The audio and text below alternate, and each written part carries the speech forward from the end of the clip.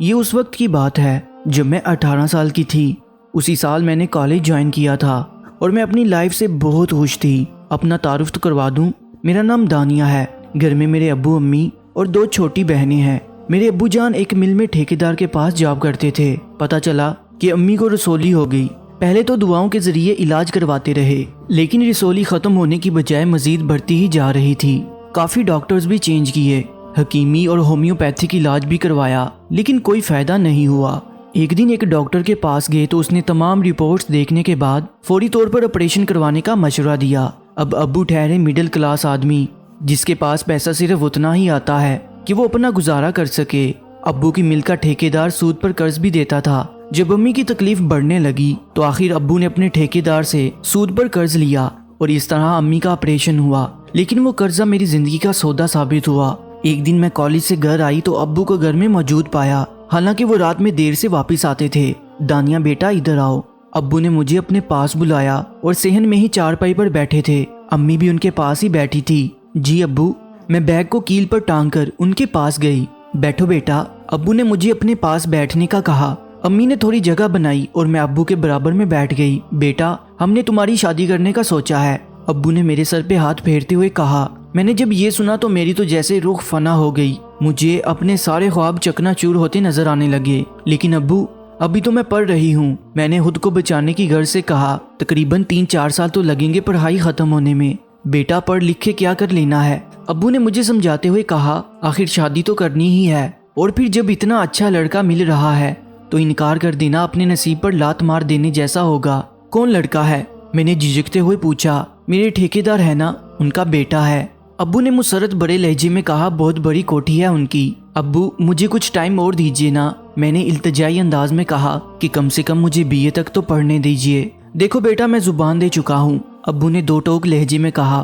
اب بہتر یہی ہے کہ تم خود کو ذہنی طور پر تیار کر لو۔ میں مزید کچھ بھی بولے بنا اٹھ کر کمرے میں آ گئی۔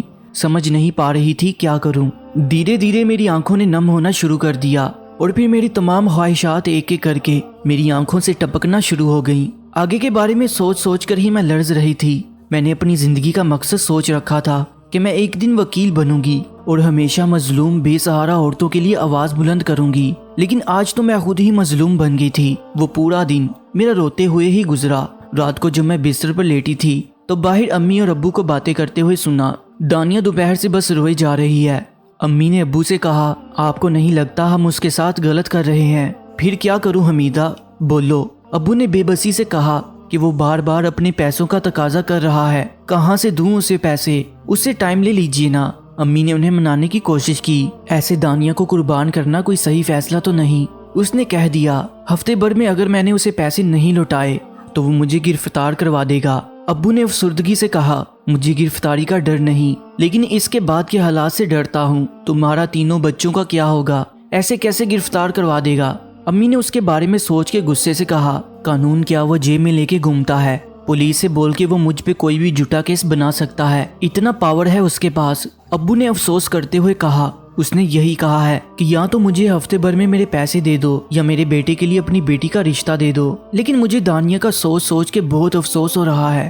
امی نے افسردگی سے کہا، کچھ سوچئے نا، فی الحال پیسے تو ہم لٹا نہیں سکتے۔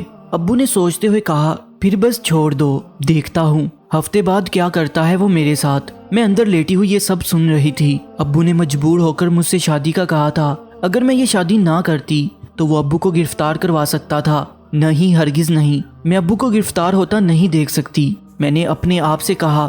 اور دوسرے دن جب ابو جا رہے تھے تبھی میں نے شادی کے لیے رضامندی کا اظہار کر دیا۔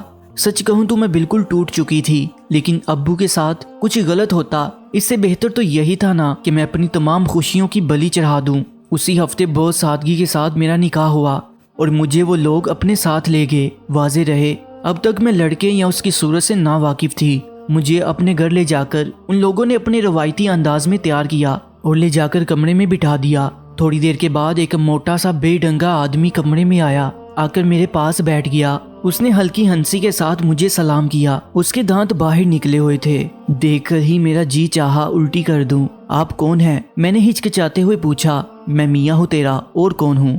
اس نے مسکرا کر کہا اور مجھے ہاتھ سے پکڑ کر کھینچ کے اپنی باہوں میں بھر لیا۔ اس کی باہوں میں بے بس پڑی تھی۔ اتنی بڑی عمر کا آدمی وہ بھی اتنا بدصورت اور بے ڈنگا، اور اس کے ساتھ مجھے اب ساری عمر گزارنی ہے، جینا مرنا بھی ہے، ہنسنا رونا بھی ہے، اور رومانوی لمحات بھی گزارنے ہیں۔ یہ سب سوچ سوچ کر ہی میرا جی گھبرا رہا تھا، شدت سے چیخ چیخ کے اپنی بے بسی پہ رونے کو جی چاہ رہا تھا، لیکن آنسو تھے کہ جیسے آنکھوں میں قید ہو کر رہ گئے تھے۔ اس کے بعد وہ درندوں کی طرح مجھ پر ٹوٹ پڑا۔ میں درد کی شدت سے تڑپ رہی تھی اور آخر بے ہوش ہو گئی۔ صبح جب میری آنکھ کھلی تو میرے سامنے میری ساس کھڑی تھی۔ چل بیٹا اٹھ جا، یہ تیرے باپ کا گھر نہیں ہے جو پورا پورا دن سوتی رہے گی، چل اور ناشتہ بنا سب کے لیے۔ ناشتہ بلا اختیار میرے منہ سے نکل گیا۔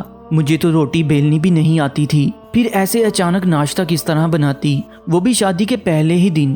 ہاں ناشتہ، انہوں نے مجھے گھور کے کہا، چل اٹھ جا فٹافٹ۔ جی آ رہی ہوں میں نے کہا اور بستر سے نکل گئی۔ مجھ سے ٹھیک طرح چلا بھی نہیں جا رہا تھا۔ خیر کسی طرح واش روم تک گئی اور کپڑے وغیرہ چینج کر کے باہر آ گئی۔ باہر کا منظر ہی الگ تھا۔ صحن میں لکڑی کا چولہا لگا تھا جہاں میری ساس بیٹھی لکڑیاں دہکانے میں لگی تھی۔ دیکھ کیا رہی ہو؟ میرے میاں نے مجھے کھڑے ہوئے دیکھ کر کہا، چل جلدی ناشتہ بنا، پھر مجھے کھیت پر بھی جانا ہے۔ جی بنا رہی ہوں، میں نے کہا اور چولہے کے پاس پہنچ گئی۔ مجھے دیکھ کر میری ساس اٹھی اور جا کر صحن میں میرے میاں کے پاس چارپائی پر بیٹھ گئی۔ شہزاد مجھے تو بہت نخرے والی لڑکی لگ رہی ہے یہ۔ انہوں نے میری طرف اشارہ کر کے میرے میاں سے کہا، کوئی بات نہیں اماں، تھوڑے دن میں سارے نخرے نکل جائیں گے۔ اس نے ہنستے ہوئے کہا، شہر کی لونڈیاں ہیں بیٹا، مٹھی میں کر کے رکھیو۔ میری ساس نے کہا، ورنہ سر پہ چڑھ کے ناچے گی۔ ارے ماں تو جانتی ہے اپنے شہزادے کو۔ اس نے پھر کہا، سالی کو 2-3 دن میں تیر کی طرح سیدھا نہ کر دوں تو پھر بولیو۔ یہ سب سن کر میری جان جل رہی تھی، پر میں بے بس ہو چکی تھی۔ میں پہلی بار ناشتہ بنا رہی تھی۔ انڈے پراٹھے بن رہے تھے اور کچھ توے پر ڈالنے کے بعد پھٹ بھی رہے تھے۔ خیر بہت مشکل سے میں نے ناشتہ بنایا اور سب گھر والوں کے سامنے لگا دیا۔ پہلی دفعہ میں نے سب گھر والوں کو ایک ساتھ دیکھا تھا۔ یہ کافی بڑا کمرہ تھا جو کہ تقریباً بھر چکا تھا۔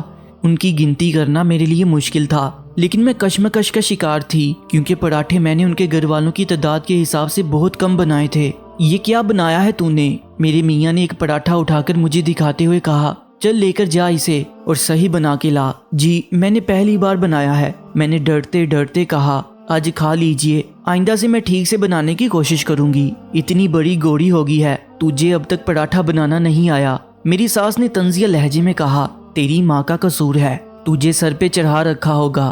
اماں سالن میں نمک بھی نہیں ہے۔ میری چھوٹی نند نے کہا، جو عمر میں مجھ سے بھی چھوٹی تھی، کچھ تو ڈنگ کا بنا لیتی۔ میری ساس نے غصے سے کہا، مفت کا نہیں آیا یہ سب سامان، تیری ماں بھی تیری ہی طرح ہوگی۔ اماں پلیز امی کو ایسا نہ بولیں، میں نے ہمت کر کے کہا۔ سالی اماں سے زبان چلاتی ہے۔ میرے میاں نے اپنے آگے رکھا سارا کھانے کا سامان اٹھا کر پھینکا اور کھڑے ہو کر مجھے بری طرح مارنے لگا۔ تمیز نہیں سکھائی تیرے ماں باپ نے تجھے؟ اس نے مجھے گندی سی گالی دی اور بدصورت مجھے مارتا رہا۔ سب گھر والے بیٹھے تماشا دیکھ رہے تھے۔ جب وہ تھک گیا تو پھر واپس بیٹھ گیا۔ اب بھی وہ مجھے گندی گندی گالیوں سے نواز رہا تھا۔ پھر مجھے دوبارہ ساس کی طرف سے ناشتہ بنانے کا کہا گیا۔ میں نے واپس خود کو چولہے میں جھونک دیا۔ اس بار میں نے بہت احتیاط کے ساتھ ناشتہ بنایا۔ اسی طرح میری زندگی کا ایک ایک لمحہ اذیت میں گزرتا رہا۔ میرا شوہر کسی بھی بات پر مجھے مارنا شروع کر دیتا۔ ساس جب جی چاہتا ہے مجھے چھوٹی سی بات پہ ستانے لگتی تھی، یہاں تک کہ میری چھوٹی نند اور دیور مجھ سے ہمیشہ بدتمیزی سے بات کرتے تھے۔ میری زندگی کٹ پتلی کی مانند ہوگی تھی۔ جب جس کا جی ہوتا مجھے ذلیل کر دیتا۔ مجھے ہر وقت کوئی نہ کوئی حکم ملتا رہتا تھا۔ ایک پل بھی میرا سکون سے نہیں گزرتا تھا۔ بیمار بھی ہوتی تو سب کے حکم کی تعمیل کرنا پڑتی تھی، نہ کروں تو شوہر کو موقع کی تلاش ہوتی تھی مجھے مارنے کے لیے۔ میں ماں بننے والی تھی۔ میں بہت تنگ آ چکی تھی اس ماحول سے، اس زندگی سے۔ ڈیلیوری کے روز جب مجھے اچانک سے درد اٹھا تو میں سمجھ گئی کہ ڈیلیوری کا وقت آ گیا ہے۔ میں نے تبھی گھر میں موجود چوہے مار دوائی پی لی اور ساس کے پاس جا کر درد کا بتایا۔ ہم وہیں کے سرکاری ہسپتال گئے اور مجھے ڈاکٹر نے ڈیلیوری کے گھر سے لٹا دیا۔ زہر نے اپنا اثر دکھانا شروع کر دیا۔ مجھے خون کی الٹی ہوئی اور پھر میں بے ہوش ہو گئی۔ جو مجھے ہوش آیا تو میں نے خود کو ایک چھوٹی سی اندھیری کوٹری میں پایا جہاں میرے علاوہ کوئی نہیں تھا، صرف میں تھی اور میری تنہائی تھی۔ لیکن مر کر کم سے کم مجھے ایک ابدی سکون نصیب ہو گیا تھا جو ہمیشہ قائم رہنے والا تھا۔ اب مجھے کسی کی باتیں نہیں سننی تھی، کسی کا ظلم برداشت نہیں کرنا تھا، کٹ پتلی بن کے اشاروں پہ نہیں ناچنا تھا۔ یا اللہ میں بس یہی چاہتی ہوں کہ تمام بہنوں بیٹیوں کے نصیب اچھے فرما دے۔ دوستو کمنٹ سیکشن میں آمین ضرور لکھیے گا۔ کہانی اچھی لگے تو واٹس ایپ اور فیس بک پر لازمی شیئر کر دیجیے گا۔ انشاءاللہ ملتے ہیں ایک نئی کہانی کے ساتھ، مجھے دیجیے اجازت۔